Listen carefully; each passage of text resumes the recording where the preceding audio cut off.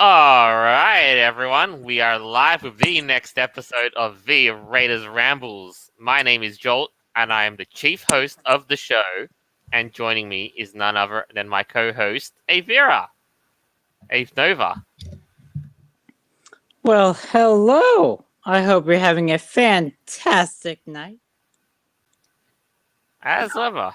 And today we are happy to present. Yes, right. And today we are happy to present with you our special guest, MagicManMo. Hi, I'm MagicManMo. I run a gaming channel called MagicManMo on YouTube. I have a slowly dying channel called MagicManMo Mobile, dedicated to mobile games. I have a slowly dying vlog channel called Weston Hasty. I have a website at westonhasty.com. Buy a t-shirt at magicmanmo.com. Hi. Hello? See, I told you my intro would be better than what I told you earlier. Good start. And already you're getting into the shameless advertising. Fantastic. I had my moment. I can leave now. That's it. Buy a shirt and then I walk away. Okay, everyone, show's cancelled. Nah. All right. No, everyone, there you go. Okay, bye. Subscribe. Please subscribe and, consider buying MagicManMo's merch. Nah. God, that would be so bad. It's just like, hey, these are my socials. All right, I'm out. All right. Nah.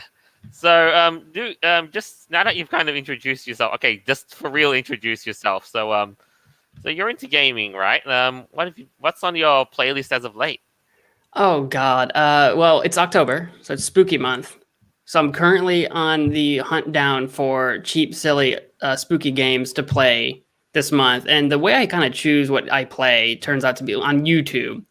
I ask, like in a community post or something, I ask my audience if they have any suggestions or something like that.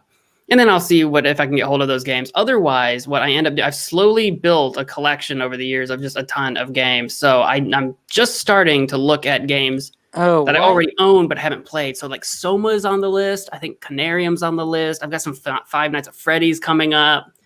It's all spooky games this month is what it's gonna be. That's what's on my plate. Yeah, I like your theming. It's really perfect though. Try it comes out once a year. Spooky games. And I do gotta say, this spooky time. Like speaking of this year, it's gonna prove to be quite interesting this year, isn't it? Is it? I hope so. Yeah. Hope so. I mean, I know you guys over there in the stateside. I don't stateside, but have very, very interesting Halloweens. Yeah, Halloween's going to be a bit of a. I don't know. I think it's going to be anticlimactic because I already know there's plenty of places not really doing the Halloween thing because of the corona. So people aren't really going out. So I don't know that Halloween's going to be a big thing, but I know there's plenty of people that enjoy the theming, the spooky theming, the decorating, that kind of thing. It hasn't started yet. Av's got video up. Ah, yeah, there we go. He's all set up, eager and happy to start his early Halloween. Oh, there you go, Halloween costume. I don't have one of those. I guess I could wear this. I do too, but you know what? Hey, I guess people love dressing up. So other than that, though, I do have a game suggestion for you from one of our live commenters. I'll read it to you, Volk says. Sure. I have a high suggestion for Cry of Fear. Still one of the best horror games I've played to date. Yeah, Cry of Fear. I've not yet played Cry of Fear. I've heard of Cry of... Do I own Cry of Fear? There's a small chance I own it. Hang on. I probably don't. Nope, I don't. But I've heard of it, and it comes well recommended. I think, the thing... There's plenty of, classic... Oh, it's free, too, right? Is it free? Cry of Fear. I think it's free. I think that's going to be a definite check. But, yeah, there's plenty of classic games that come well recommended that I either own or have just never played. I only played Amnesia for the first time ever last year. And that was a game that's existed on the YouTube space for ages. But I'm trying to remember what the last scary game I played was. I think it would have been Outlast 2. Okay. I think I finished it earlier this year. Was it this year? I don't even remember now. I think it was earlier this year. I don't think I did it in October, but I think that was the last horror game I played. Besides Granny 2 on the phone. And since you mentioned your phone channel is dying, and it's coming back though. eventually. Yeah, it will. It will. But I think you actually enjoy, the gaming and the streaming side of things far too much. Yeah. I have a tendency to put too much on my plate that I can't actually handle. Dude, I mean, you and me both regarding backlog sizes. Like, The backlog is real. dude, trust me. It just gets worse when you say, okay, you look at these sorts of games. And you're like, which one do I want to play? And I got no mojo to play. So I'm like, yeah, okay, yeah, I'm just want to close Steam and just, I don't know what. Well, yeah, you get like choice paralysis. So you're like, oh, I have so many options. I'll just do none of them. I know. And even if it's games and you've played, okay, I'm addicted to this game, but do I want to touch it? Yeah, I get into that a little bit. So a lot of my go-to games when I just went to chill and game and I'm not worried about like making it a show or whatever are like strategy kind of games. I like XCOM and Stellaris and Civilization. But those are beefy games where when I sit down to play them, I kind of want to do it for many, many hours. So by the time I have time to do it, sometimes it's like midnight and I'm like, do I really sit down to play Civ until 8 in the morning? Or do I just go to bed like a normal adult?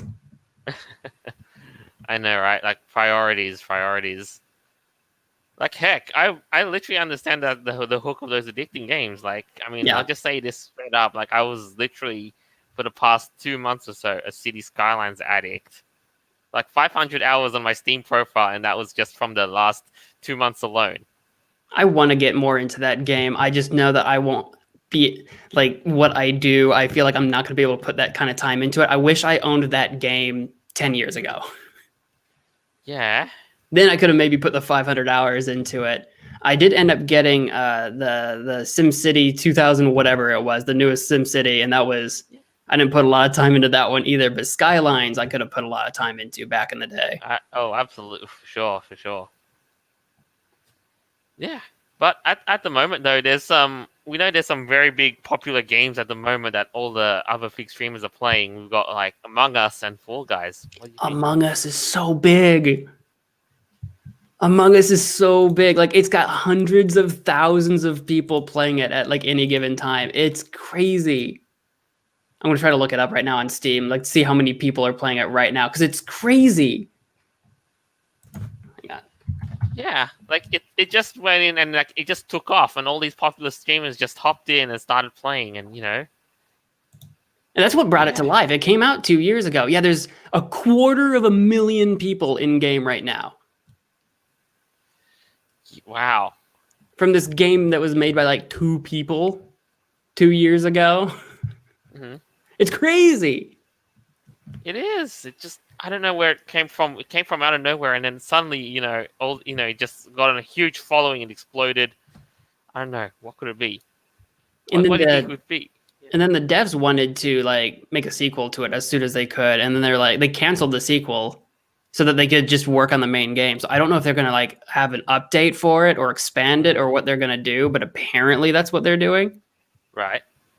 But yeah, no, I think streamers, I don't know who the first one was. I want to imagine who was the first streamer in 2020 to be like, I'm going to play this little ridiculous game with some friends. Who was in front of the train on that one?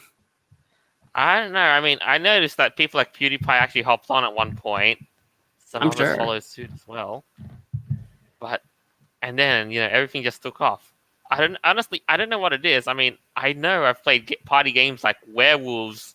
Literally, when I'm sitting on the floor with my buddies, and yeah. Yeah, I think I've played Werewolf before. Yeah, no, I've played Werewolf a couple times. I'm trying to remember which ones I've played. Yeah, I've played Werewolf a couple of times with buddies at a table. Yeah, the classic stuff is fun, but it's just like but the more times they add cards, the more complex it gets. It's just like, what does this guy do? It's like, I can't keep track of all of this. Which is, I think, a huge part of what keeps Among Us so popular is that it's really accessible. It's really easy. There's not a lot of text to read. I mean, you just jump into it and go. And it's not the clearest thing in the world to look at right away, but I feel like it doesn't take very long to learn. No, not everyone. Not everyone has to be together in the same room to play it. So during like the shutdown, it works perfect for people.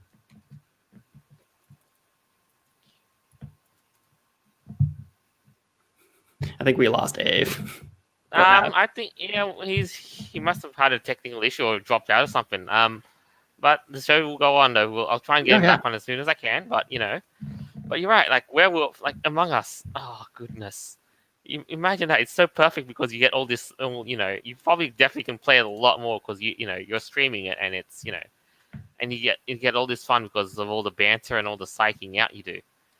Yeah, we definitely. I've played it solo like one time. I think I did a solo, half of a solo stream with it, just to see what that vibe was about. But normally, what I've been doing the last few weeks is playing with some friends on a Friday, and we do not play it by the other streamers' rules, where we shut up during the game and then all talk when it's time to discuss. We just talk during the entire thing, but try not to give anything away. So I don't know if that's aggravating for people to watch or not, but yeah, it's been really interesting, especially when you're trying to stream the game and you're trying to create a server or something, and you're getting the warnings that are like, you can't create a game right now. There are too many created games. And it's like, oh, okay. Yeah, it's so popular. Okay, wow, dude, get devs, get your stuff together, build more servers. Come on.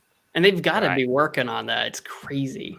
And it's so funny because it's little bean dudes coming right off the back of the success and popularity of Fall Guys, which I don't know how popular that is right now. I think it's dying real fast after Among Us took off, but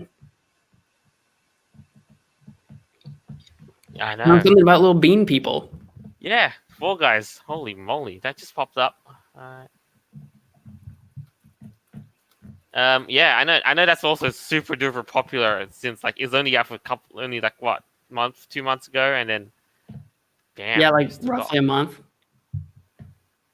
And they're supposed to be starting, I think, this week, like October 4th or 9th or something like that, their season 2. So we'll see if that gets any more popular after their new season, if they have any crazy updates that people are interested in.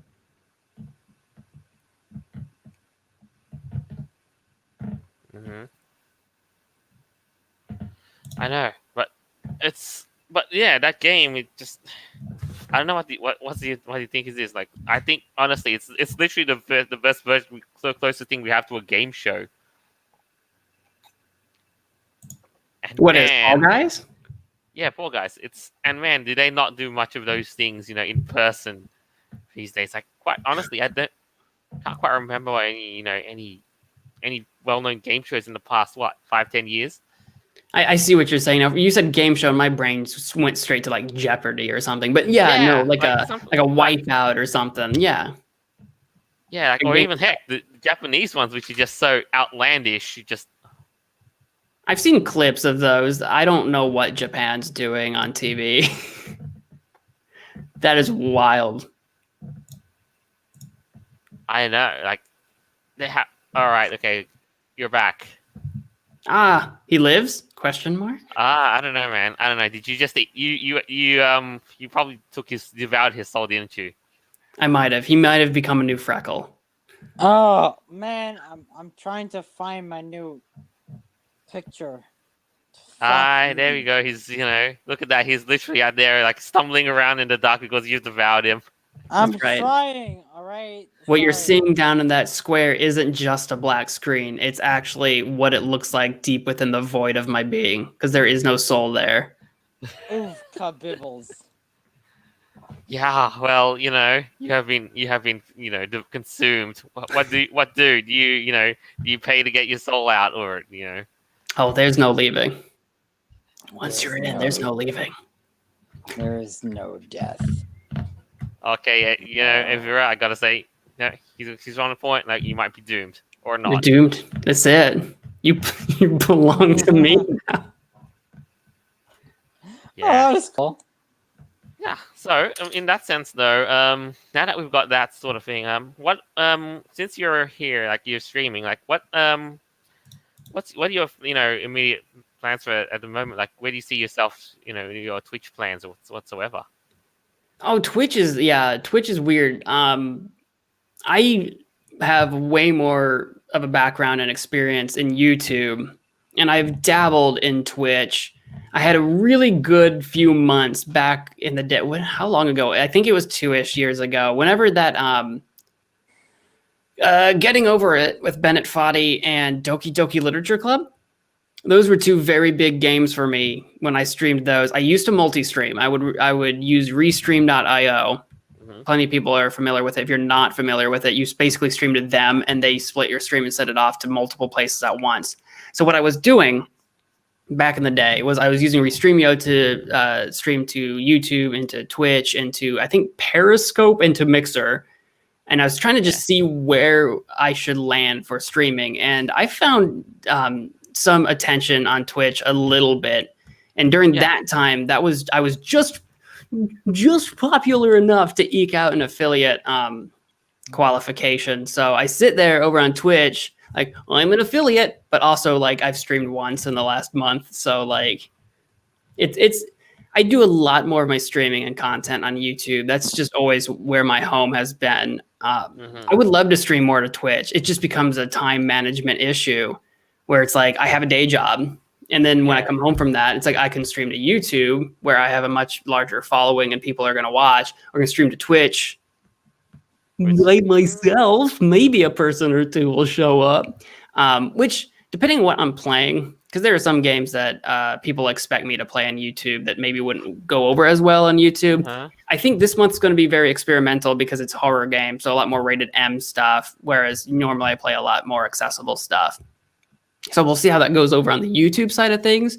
Twitch for a while, what I would love to bring back, but my schedule just doesn't allow it right now, is I would love to bring back doing a morning show on Twitch. I did that for a while when my work schedule was different, as I did a morning show every morning before I went off to work. I'd stream something for like 2 hours because mornings are way underutilized by streamers. And by morning, it's mornings in America. Obviously time zones and stuff, but it's an underutilized time slot. I get it because like majority of people are literally work and and there's not enough of an audience of stay-at-home moms to literally to watch your streams. Oh, if only there were. I want just an entire fandom of just stay-at-home moms. That sounds wonderful. Oh goodness! Wow. Yeah. Oh goodness. That would be. I know it's a future plan for the cards, if all the planning worked out, and No, man. I mean, if at the very least, if that did, you'd put like morning TV shows and all that advertising like out into the dustbin, and then instead watch streamers. I just now figured out how to look at your guys' live chat. I'm like, oh, there's a chat over here. That's right. Hi, chat. Like, this is the beauty. I mean, I know, first time using StreamYard, eh? Yeah, I've never used StreamYard before. I'd never heard of it before. I was like, oh, okay. Yeah, actually... sorry. I just like sent you the link, and I'm like, hey. But here, cool the beauty of this is, it's you can literally pop in and start streaming like literally on the go, like in less than 10 minutes. Yeah, it was very quick. I should probably, you guys know this already, but I should probably confess to anyone watching this. This is not my home. This is not my piano. This is green screen technology. This is a lie.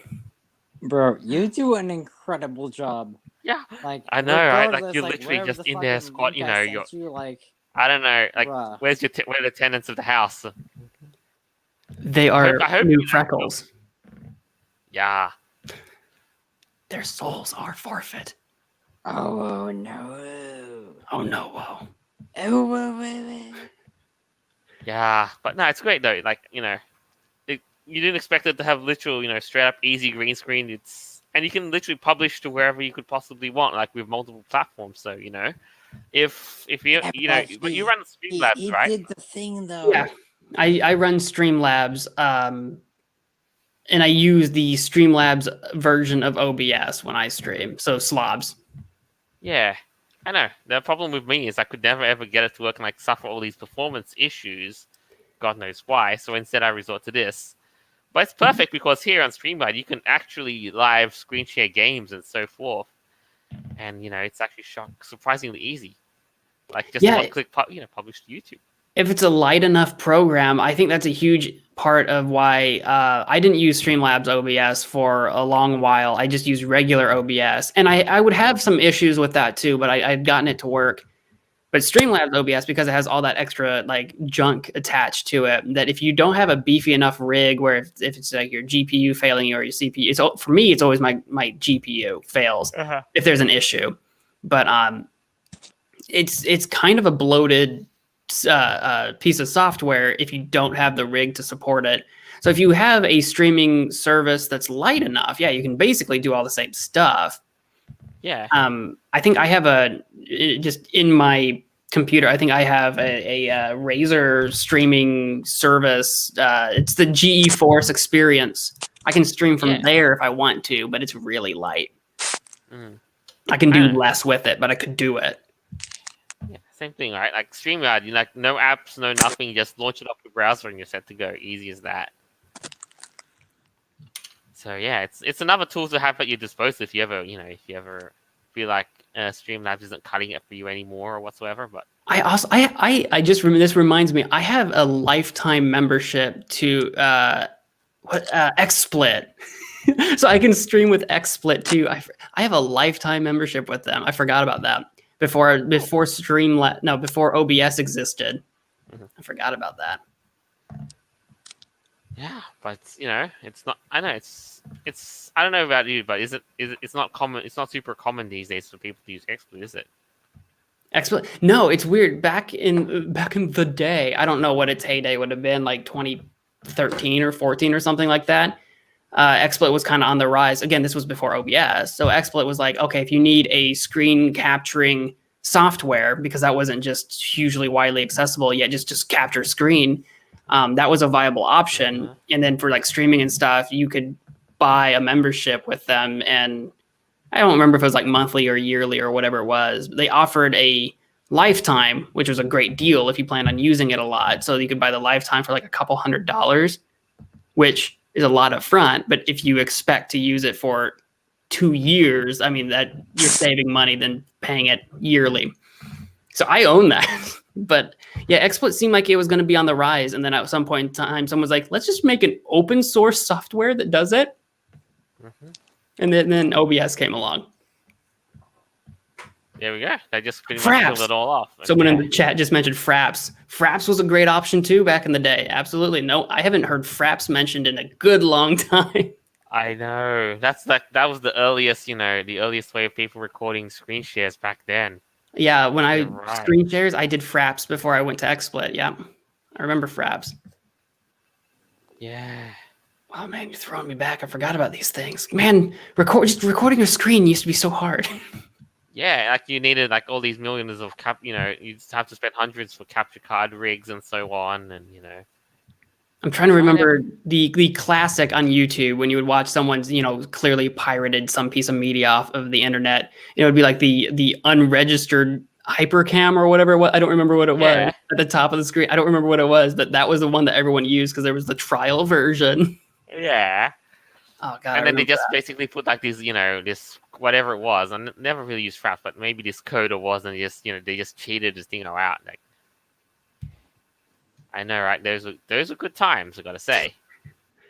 Those were rough times. We didn't know it yet, but those were rough times. Oh man.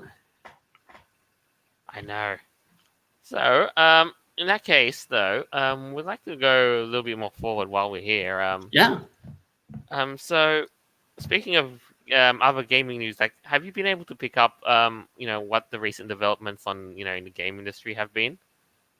I've not been super heavy into recent gaming news. Every now and again, I catch snippets of stuff.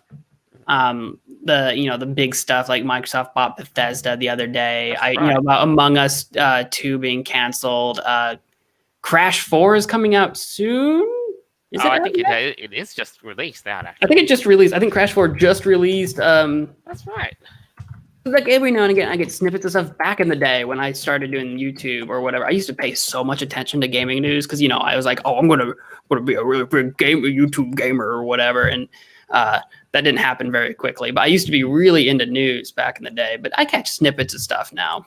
Yeah, I mean, but what did you think about, just as an honest opinion, like, what when Microsoft bought out Bethesda for all those Oh, billions of yes. dollars? I was going to ask about that. Mr. Magical Man Mo, what do you think about that kind of thing? So I like to compare it in my mind. I compare it to Minecraft. Imagine when Microsoft bought out Mojang. Mojang sold to Microsoft, besides it being a ton of money, Yeah. because Microsoft had infrastructure, personnel, and funds that Mojang itself wasn't going to be able to acquire itself for many, many, many years. They had the opportunity to grow exponentially by combining forces with Microsoft. Plus, of course, they made a ton of money.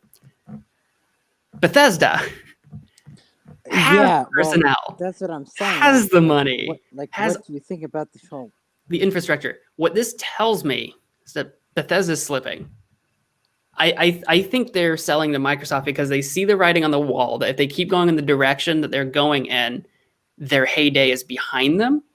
And they're selling to Microsoft because they do have all of that infrastructure, personnel, all of that stuff. It's still valuable.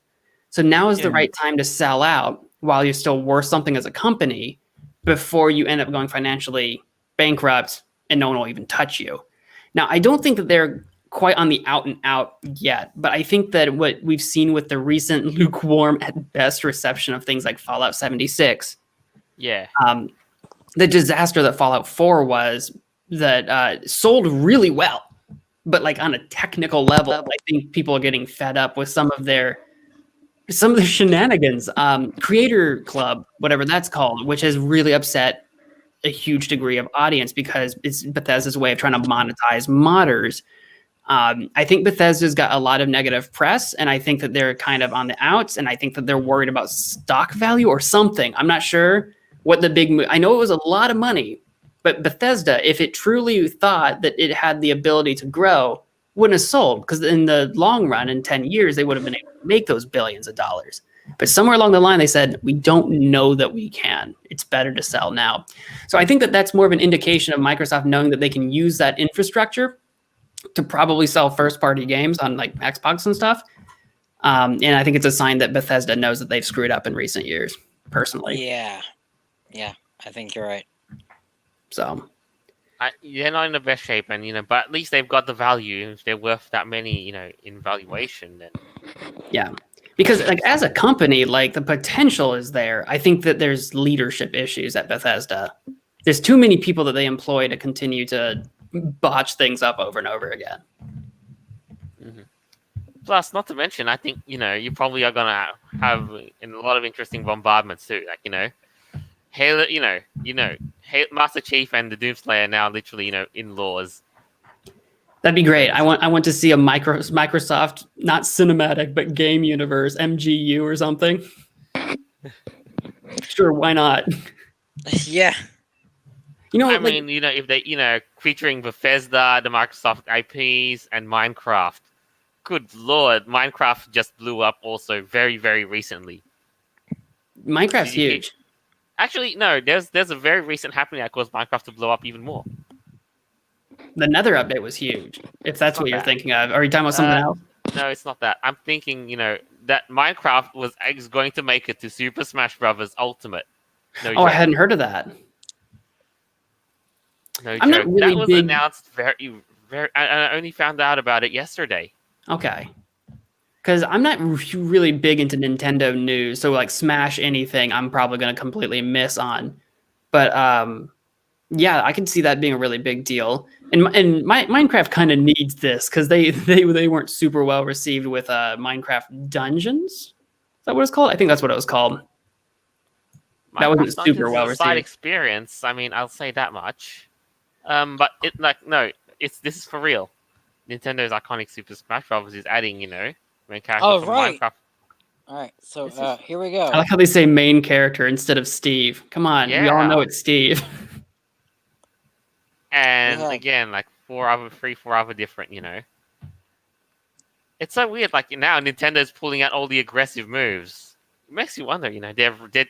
Microsoft is pulling out all the aggressive moves, and I think they're really trying something in Japan.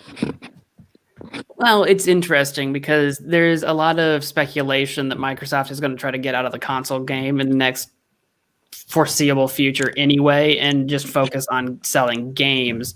I mean, it's Microsoft. They own Windows. So it's kind of like right. it's kind of like when they are selling an Xbox, they're kind of competing with themselves on some level, especially in today's era where there's a lot of games that you can get on a console or a PC. Well, when you're an industry leading PC company, really what Microsoft needs to double down on is making their Windows store worth a darn. If they could compete with Steam or like now Epic, then I think they'd be set. But they still own this Xbox console thing, so they're still kind of running through the motions and trying to maintain its value. And especially with how Sony has on the console market dominated. Sony has dominated Microsoft for a very long time. They've competed, but just in terms of the sheer sales numbers and that kind of thing, Sony's kind of been the dominant console.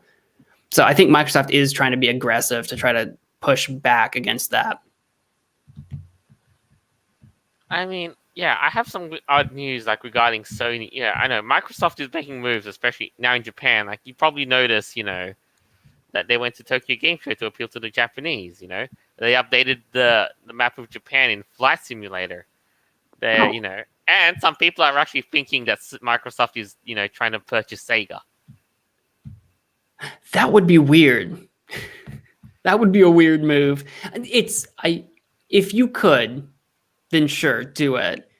That'd be a weird move for Sega. I don't know what Sega, the company, is worth or what their future prospects are. I think the question would come down to what would the figure be?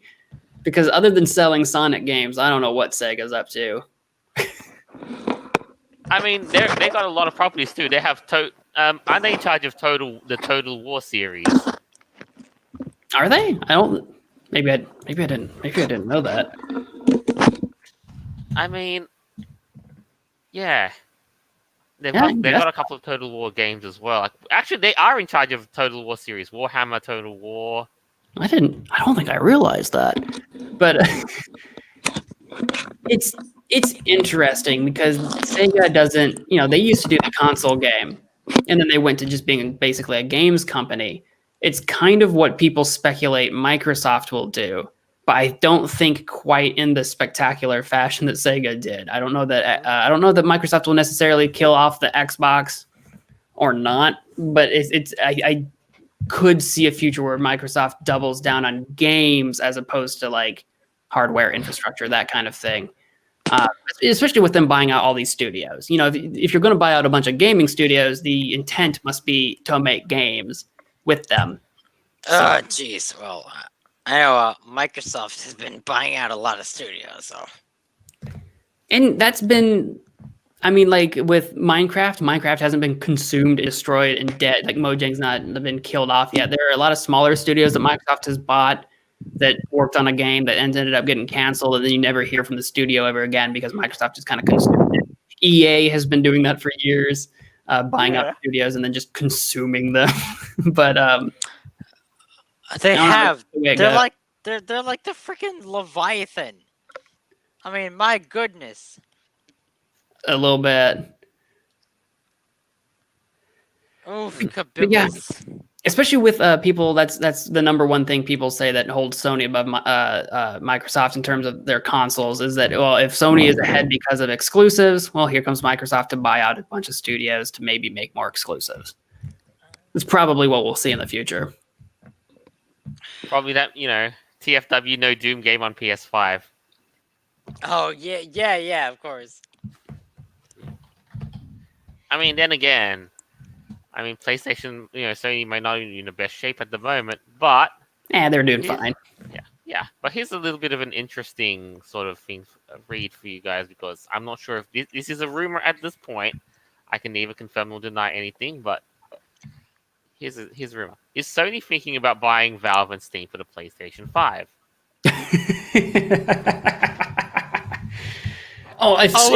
If Sony could... If they fucking could. If they could, they absolutely would. There's no way Steam will sell to Sony because the figure would have to be insane. Yeah. Steam makes I could see Valve selling off Steam to Sony if Epic wins the gaming market on PC. The digital storefront wars. Yeah. Yeah. And then if Valve sees the writing on the wall, because they've got the numbers, they can see the data. If they have the writing, they're like, oh yeah, no, we're seriously hurting. Yeah, sure, they'll sell. It's kind of like the Bethesda thing. Yeah. But right now, Oh I have my yeah. doubts. Nah. Here's the thing though, just as a bit of context, like the article says, word on the street is that Gabe Newell is ready to retire and might be willing to sell Valve and Steam for a pretty penny. It's only, probably the first to die. And again, where's Half-Life 3? Where's Left 4 Dead 3? Portal 3 or Team Fortress 3?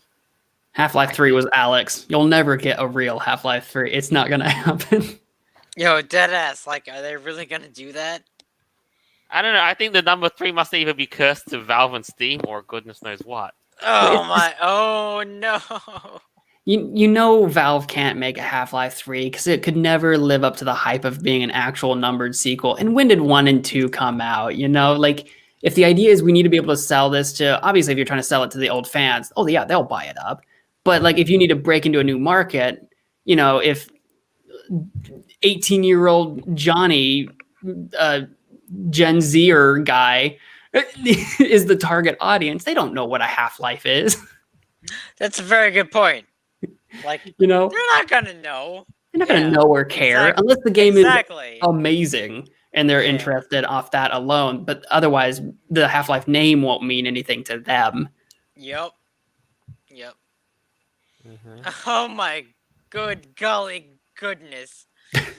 What in the bonkers? And that's why they went with Alex for their VR, because they're like, well, little Timmy teenager probably doesn't own a VR set, but the adults who played Half-Life in the past that have the money because they have jobs, they might have bought a VR set. Let's slap Alex on a VR, see how that goes. Whatever money it makes, great. And they got that whole like nostalgia and shit. Yeah, yeah, absolutely. Oh boy. Yeah, to just to continue on this whole, Valve and Sony, buddy thingy. I mean, we all knew that, Portal 2 came out on the PS3 and he had this Steam, and you could actually, have this Steam overlay thing, so if you had a Portal 2 on PS3, you can get a Steam copy as well. All right. To be fair, I really do love Portal. I'm just gonna throw it out there. I love freaking Portal. To be honest, I've never played Portal 2. Whoa! I know, I'm a fraud. But, you're a fraud, you liar. I played the original for my YouTube channel like back in my early days, like in 2013 or 14 or something like that. And I was like, okay, I'll play the sequel next. And just literally never did. But yeah, the Portal 2 on PlayStation, I think, was actually just Steam's attempt to try to get people playing on the PlayStation to go check out their Steam copy so that they could download Steam and sell more Steam games. So I don't know that it was really a partnership that was intended to be beneficial to both sides. I think Steam was just trying to see if they could like leech some console players over to the Steam side. Well, let them eat cake. Did you hear about the cake? Av. Oh, well. There's no cake. Yes, there is. There's no, a cube it's not cake. that. It's a lie. It's a lie. It's not true. The cake is a lie. Yes, well, okay, whatever. But the cake is good. All right, let them eat cake. Are there strawberries on the cake? Yes. Okay, there is one strawberry upon the cake, and it's delicious. All right. It's like the topping of a one cherry black forest. It's like, well, Gladys shall reward you. It's all good. It's all fine. It's GLaDOS. The question is, can you get to the cake? Probably not. Well, yeah, I mean, just like 400 fucking, what is it, like 3 different, I don't know, ways to like get to it. Whatever. Oh, is there an actual way in game to do that? Yeah, there is. Totally. I'm blown. I never found a way to do it, but I also didn't think it was a possibility, so it's not like I tried. So, here's a funny thing for you guys while we're still here. Oh, You'll never believe this, but Gabe Newell prefers the Xbox Series X. I mean, everyone's allowed to be wrong. Yeah, he can. It's fine. Like, I can't speak to the new generation of consoles because they don't like exist publicly for anyone yet. But I've always been a PlayStation diehard. That's the systems I grew up on. Yo, me too. I'm not gonna get an Xbox. I'm not gonna get one. I'm gonna get a PS5. Probably not day one, but I'm gonna get a PS5. I don't even know if I'm gonna play the darn thing. I barely play my 4, but I'm gonna get one anyway. And it's so cheap. PlayStation 3 and 4 were so expensive. They were so expensive from the start. Now it's gone. I know. Now it's reaching. It's PS3 is at the end of its life cycle. PS4 is like, about, whatever it is, like PlayStation is where it's at. Absolutely. Always been. I'll never forget Mag. Someone in the chat. I remember Mag. Mag released today could have been great. Back in the day, it was just too early. It was too soon to be that only multiplayer online thing. It's too early. Ahead of its time. Exactly. Spyro was like the first platformer ever that like broke some damn ground. Spyro is my spirit animal. Spyro is amazing and I love it. Oh my goodness. Yes. All of that forever. Yeah. I've played that so many times on my original PlayStation. The darn thing still kicks, so I can still play it on my original PlayStation. I've got the Reignited trilogy. I freaking love Spyro, man. Oh, Spider-Man! Yeah! I know. I mean, I played Spyro on an emulator, and now I got the remake. Oh, mate, it's amazing. Yeah, but I guess that is that for the moment. Hey, Vera. Would you like to ask him about about his friendship with what's it called? What was it again? Was it Inca Games? It is indeed, yes. Now, for all of our viewers who are not aware, Mr. MagicManMo is in tuned with Inca Games. Now, that is an incredible damn thing. Have you guys ever heard of Inca Games? My goodness, it's a point-and-click adventure game. It's incredible. Yeah. Just to clarify, is this IncaGames.com or which one is this? Like the indie website thingy or what? Yeah, IncaGames.com. Inca spelled INKA Games. I am a big fan of Inca Games. Now, I used to play this back on Newgrounds, right? Like back in the damn day. It was like an adventure game. It was like a point and click type of thing. They used to like combine different movies and politics and all kinds of things together. But one of their amazing contributors and or people who created them actually made these games and did this whole thing. Yeah, it was really cool. I'm not really entirely sure like how to explain it. Yeah, are you talking about Aldo? I'm talking about you. Me? Yeah, bro. Oh. No, I haven't made any of them, that's for sure. No, you haven't, but like you were like featured as a special character like on their own games, my bro. You can play YouTubers Saw Game 3. It was amazing. Game, and I'm in it. I know. Holy bonkers. It blows my mind. I'm a nobody. Like if any of you are watching this, you're like, who is this guy? Look, that is completely that is a legitimate response because you can go to my YouTube channel. I've got like 3,000 subscribers. That's like nothing in the YouTuber game, right? It's nothing. It's a small fry or whatever. But even before then, Aldo's just a fan of the channel. Do you know how incredible that is, though? It's incredible. It is, yeah, bro. And I was extremely honored. I think I was only at like 2,000 when he put me in the game or whatever, and it was just like, dude, why? No, but like it's like, hey, it's almost like there's like this secret application line. Hey, you want to be in this game? Are you a YouTuber? Tick this box. Man, I've been playing Inca Games since like 2016. Like, bro, it's crazy. 2016. Yeah, for real, bro. I've been playing them since 2012. Okay, well, Oh, fair he's enough. got but, you like, beat there. whatever. Like, you're badass though. Like, for real. That's crazy. Yeah, I remember the first one of theirs I ever played. They have this Lady Gaga Saw game. For those of Mhm. you watching or listening to this, it's the plot is that Lady Gaga is captured by Jigsaw, but their version of Jigsaw is Pig Saw. It's still like a parody.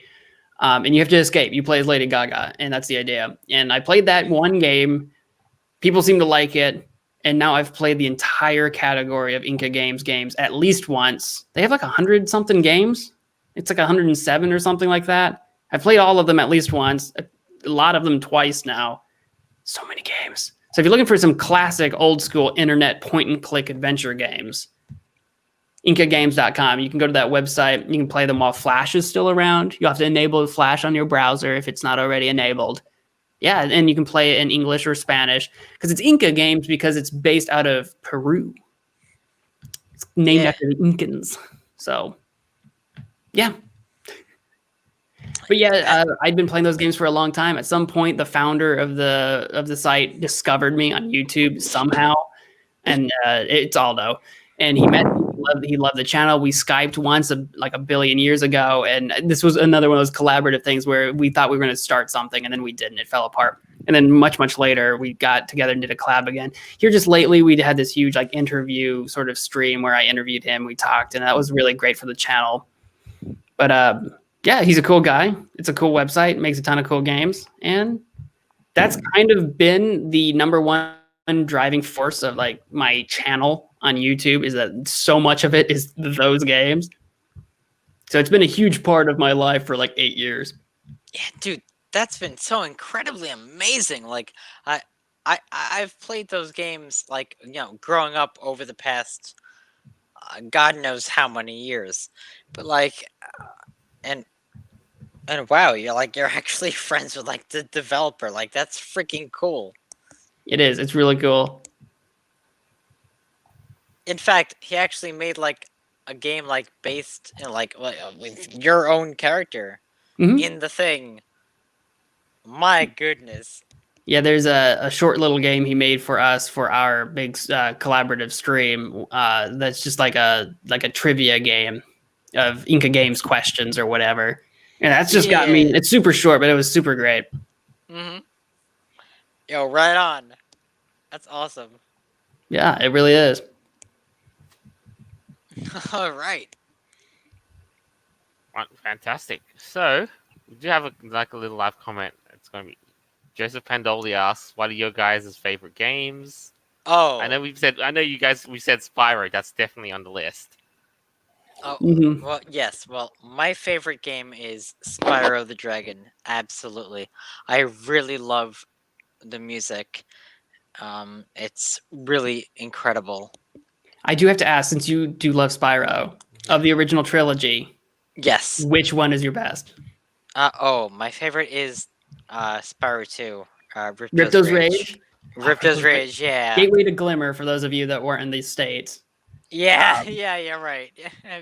Ripto's Rage was so good. It's so good, right? Like, it's so good. Oh my god, it's so amazing.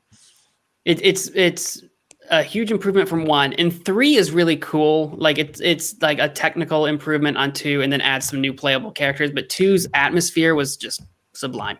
Yeah, well, okay. Like 3's okay, but like when you come from Spyro 1 to Spyro 2, it's like a completely different situation. Like it's a completely like you're able to swim.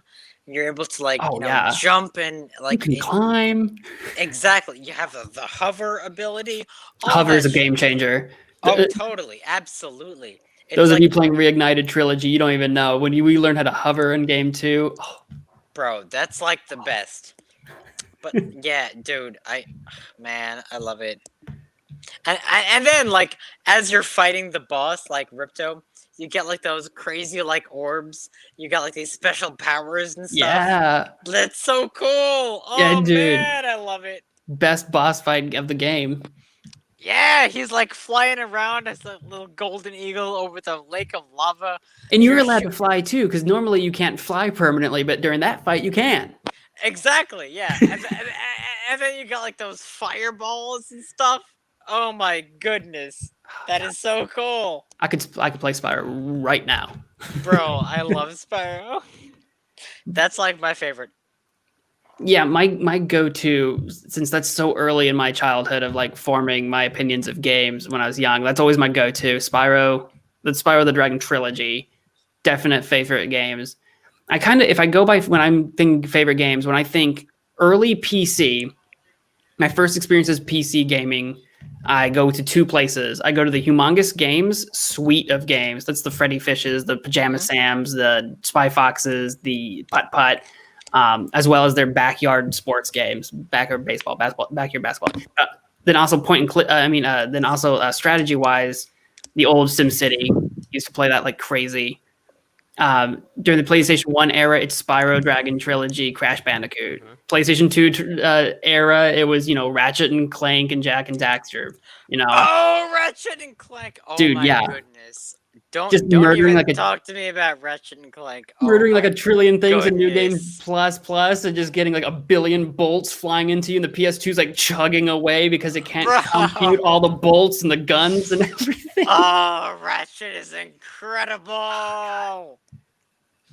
And the new game they made for the movie, while the movie looked like it was terrible, and the new game's kind of wonky because smash those cutscenes in. It's a competent Yeah. Ratchet and Clank game, actually. I platinumed that.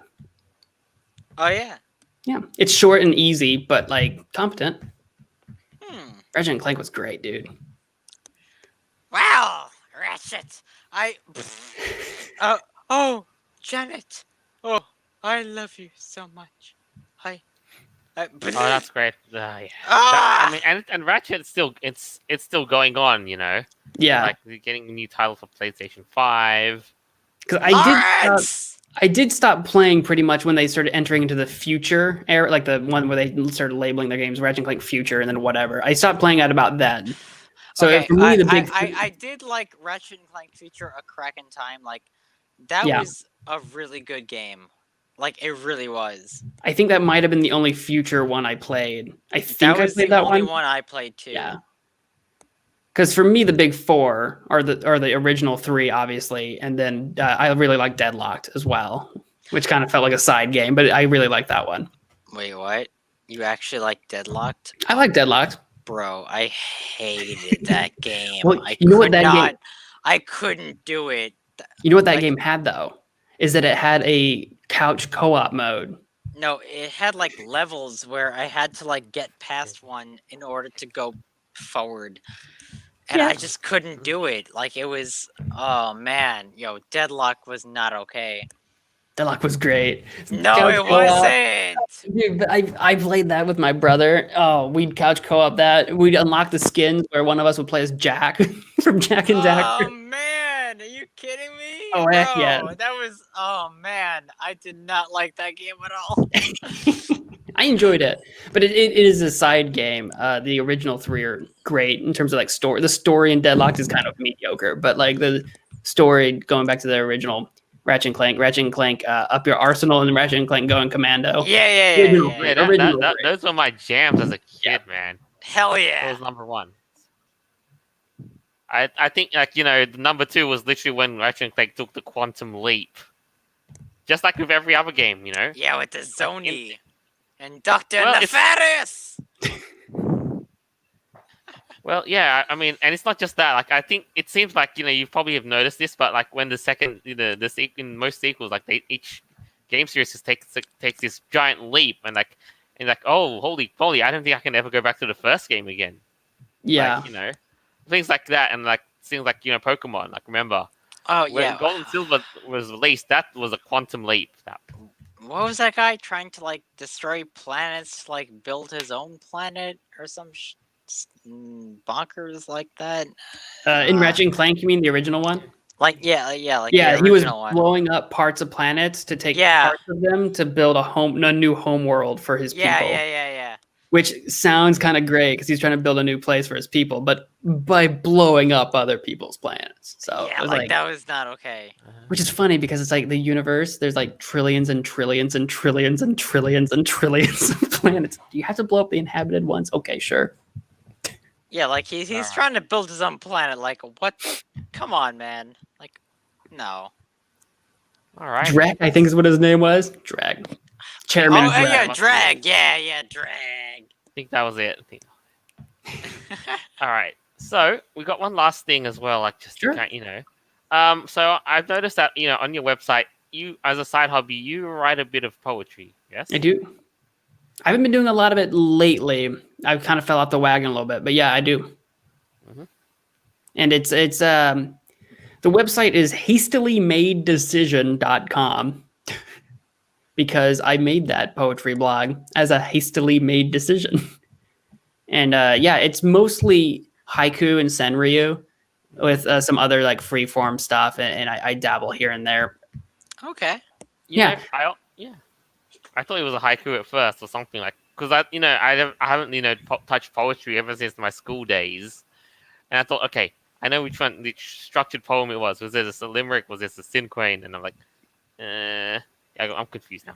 Yeah, like if you go to the page and you're not familiar with poetry, you'll probably recognize it instantly. Like, oh, that looks like haiku. And technically speaking, I write very few haiku. Usually it's senryu, and the only difference really is content matter. I don't usually write about nature and weather and stuff. That's usually what haiku is about. Whereas senryu is usually more about people and like issues. Sometimes it's disguised in a way, but that's usually what I go with. But senryu basically in structure is like that 575 format, which technically you don't have to do 575, but that's kind of like the standard format in English. So that's usually what I go with. Well, no. That is interesting. And then I do occasionally do some tanka. No, that bonkers. Yeah. But that is the poetry. Yeah, that's what I usually don't tell people like, oh, I write senryu because no one knows what that is. It's a Japanese word. Everyone's like, what? But if I say I write haiku, people are like, oh yeah, I know what that looks like. And it's like, it's not. Bro, I just said that in haiku. Yeah, I mean, it's not technically, but everyone's familiar with what the word haiku is. It's like, oh, it's that short 575 thing, which most people write. Even when they try to write haiku, they do it wrong. There's some nuance to haiku, and I don't remember what the word is, but you have to have a twist and a call to climate and all this kind of stuff. So haiku's got some rules that in the West we kind of ignore. So it's easier for me when I'm talking to people to say it's like haiku and stuff. Yeah, I'm really big into poetry. I like poetry. I like reading poetry. I don't know that I have a favorite poet because I don't really pay attention to poets. I just like to kind of see if the piece can stand on its own. That was actually a huge discussion I remember having with a poetry professor a while ago, whether or not we should separate poetry from the poet, or even in a larger literary sense, whether you should separate the literature from the author. And we had a disagreement on that a little bit because they don't think you should separate. Anyway, it was a whole thing. So I don't know if I have a favorite author per se, but I do like looking at weird avant-garde poetry. I like stuff that doesn't even like necessarily have a format that's recognizable, but which is funny because I like to write in format, but yeah. Speaking of poetry, where do you get your inspiration from? Boredom. So yeah, in poetry, usually I do my best writing when I'm waiting on something else in my life to happen. I'm waiting on laundry or something, right? Mm-hmm. Where you can have a moment to finally stop maybe looking at your phone or something, where you have a moment to actually just kind of let the world sink for a bit. And I'll let like whatever my feelings about a thing at a moment might be, instead of just thinking about it and being in my own head, I'll try to write a poem about it instead. So if I'm thinking about issues with like whether it's climate change or war or whatever it might be, whatever issue might be going, the pandemic. I haven't done much pandemic writing. But whatever that might be, instead of thinking about it or talking to somebody about it or whatever, I'm like, you know what? Let's try to condense this if I can into somewhere between 5 and 20 words, a single thought. And that's where I try to write a senryu, something that how do you condense this bigger idea into just this tiny itty bitty space, you know? And that sometimes I just feel like, oh, I haven't written a poem in a while, and I'll try to do that. I try not to write too much at any given one time. So that's why like lately I've been on a break, because I just haven't been doing that. But yeah, the inspiration thing, I think if you're ever looking for inspiration for any creative work, whether you're writing or something else, if you find that you're not finding inspiration, put yourself in a situation where you have to be bored. Mm-hmm. So one thing a lot of people recommend is like taking walks, because then there's like nothing to do but walk. And if you're bored, your brain will try to fill the void with something, and you might get a stroke of inspiration from it. No problem. It's a really good point, though. Yeah. Like otherwise, it's just like you try. The other thing that people always says, okay, look at others' ideas, look at others' works, and all that. Yeah. Go travel. Like that's where inspiration comes from. Yeah, and looking at other people's works, you have to be careful, especially if the stuff you create are like video content. So like as a YouTuber, creating video content is dangerous. If you start looking at other people's work, you might just get into the trap of like, oh, wait, I've just been watching YouTube for 2 hours. I didn't get any inspiration. But yeah. Yeah, and that's another thing too. If you are looking to other people's work for inspiration, you want to make sure that you're dissecting work. Like, tear down a work into its elements. Like, what is working for this piece? How is it unique? How is this being added to? How is it additive? And sometimes, content, whether it's art or whatever it might be, is kind of like candy content. So like gaming on YouTube very often is candy content. There's a lot of it. It's good for a short period, but there's not like a lot of substance to it. So what you're looking for is like, how do you add substance to your work to create something meaningful? If you're worried about the art aspect of it. If you like creating candy, that's no big deal. But yeah, I see what you mean. Because some people like eating candy. Candy is great for a while, but sometimes people like creating or consuming more substantive stuff. Yeah, I can see that. It's yeah, but I think that's pretty much it's fantastic. I've read quite a few of your poems. Oh, thank you. Yeah, I know there's quite a few that I do like, and I guess my advice to you is just keep writing, just write from the mind, and just write from your heart. I try. I've recently tried to take up again. It'll probably get scrapped again because that's just the way I am. I've tried to take up for the upteenth time. I'm trying to compile a art book, not an art book, a poem book, a book of poetry. And I've got a concept in my head that I'm trying to roll with, and it's very much about like automation and robotic behavior. And so it's a very weird concept that I'm working with, and I've written a couple poems that inspire me to do this. But it's kind of the idea is like the way we treat each other robotically, our behaviors and mannerisms with each other are routine more than they are qualitative.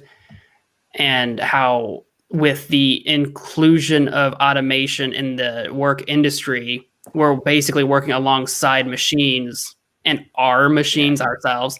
So it's kind of with that concept. It's kind of like a near future sci-fi type thing. Oh, so we'll see where that goes. That's a very interesting concept. Yeah, I just try to pick that up again. I've had this bouncing around in my head, but it's always so weird, like trying to figure out how it should be written, and I always end up like scrapping my ideas. Okay, I don't like it. We've been there. Yeah. So, but otherwise, I believe that's really pretty much what we've got on the table for just for having you. So yeah, feels like no time at all has passed. I know it's been a quick hour, but yeah. So well, before we close things off though, have you got any questions that you just like to ask us to? I mean, oh god, just start this podcast over. Like, why the podcast? Where does it come from? What inspires you? Who are you two? We've been talking about me and games, but who are you two? I mean, your listeners will know better than I know. Okay, well, what inspires me? I love Halloween, and my character is, the candy corn doggo, and I kind of just, based my character on Halloween and stuff, orange and yellow and white, Okay. candy corn stuff.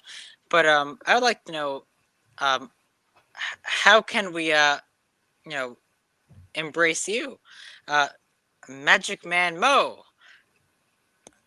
Do you have a Twitter? No embracing. You can't and- embrace me. 6 feet away, please. Okay, well, all right. Oh no! Okay, Don't give me yeah, the yeah. don't give me the. I just I- kidding. I didn't mean that. I meant I know. like what are your social media accounts? Like how can people follow you and see like your content? How can we help you grow? Stuff Yeah. like that. Sure. You can find all my things, except my Twitch, I don't think is there. I need to fix that. But you can find all my things at westonhasty.com. That's my personal website where I post a lot of the stuff I do. It's got links to all my socials, YouTube, all that stuff. That's WESTONHASTY.com. And that's got all the stuff on it. But if you're not interested in that, like we said, my poetry is at hastilymadedecision.com. My YouTubes are MagicManMo, MagicManMo Mobile, Weston Hasty. My Twitter handle is at Weston Hasty. My Instagram is also at Weston Hasty. I think I rarely post to it. I'm just coming back from a Twitter break, so I haven't posted a lot there lately. I took a month off Twitter. It was wild. I didn't know what to do with my life. Yeah. Um, Nah, that's good. I think that's everything you can find me on. My Twitch is at twitch.tv/MagicManMo as well, for whenever I can figure out how to get that back up and running. I stream and do videos on YouTube, but I also stream to Twitch sometimes. I think that's everything. All right. All right, guys. Well, make got sure one you more last question. Yeah, go. Don't forget to subscribe to MagicManMo on YouTube, Twitch, whatsoever have you. For Yeah, thank you. content. All right, so one more last question. I was just about to say that. Yes. Yeah, sorry for stealing your thunder, but not sorry. Mm. I'm kidding. So since you like writing poetry, do you like writing short stories / books? Oh, man, I want to write a book eventually so bad, and I've started a couple of times, and they always end up hitting dead ends just because of my own creative blocks, right? Or I'll just move on to another project and then never pick up the other one. There's a fantasy novel that I started writing in 2010 or something like that I need to rewrite it because I think I've lost all the files, unfortunately, that I had. I was writing that on Facebook in notes and posting chapters to my Facebook friends back in the day, and there's 20 odd chapters of this fantasy novel that I was writing about a boy named Paul that discovers he's not who he thinks he is. And I would love to get back to writing that, probably change his name. But yeah, I would love to write short. I've written a couple of really short, page or two stories before. I don't think there's anywhere they're posted, but I like writing things with twists. So you might be reading a thing about a couple meeting at a bar and chatting up about this, that, or the other. And then you find out at the end of the story, they're not a couple, but they were old sweethearts, but then they have other lives or something. So yeah, I do like writing that stuff. I haven't written a novel, but I have started a couple of times. Yeah. I've got a sci-fi one about a man who makes sandwiches here on Earth and then gets kidnapped by space people to go make a sandwich for their king. Hilarity ensues. Awesome. I don't know if I'll ever finish that, but that's I don't know. That's probably better served as a novella or a mini novel. So. Probably. But yeah. So, for those of us amazingly incredible audience, Mr. MagicManMo has his own YouTube channel, and you should totally subscribe. Check out his live streams, and I hope y'all are totally interested in his future content. That should be incredible. Thank you. Indeed, it was a pleasure to have you on the show. Indeed, pleasure to be here. As always, And as a final wrap up, though, just as an obligation to finally wrap up, our episodes of the Raiders Rambles are available on Podbean, Apple Podcasts, Google Podcasts, Stitcher, BitChute, and more platforms further down the line as we find the opportunity to grow and expand. This is us signing out for the week. Farewell, and until next time, Hope you enjoyed listening. Wash your hands. Yes. Indeed. I hope you have an amazing night. Goodbye. Thank you.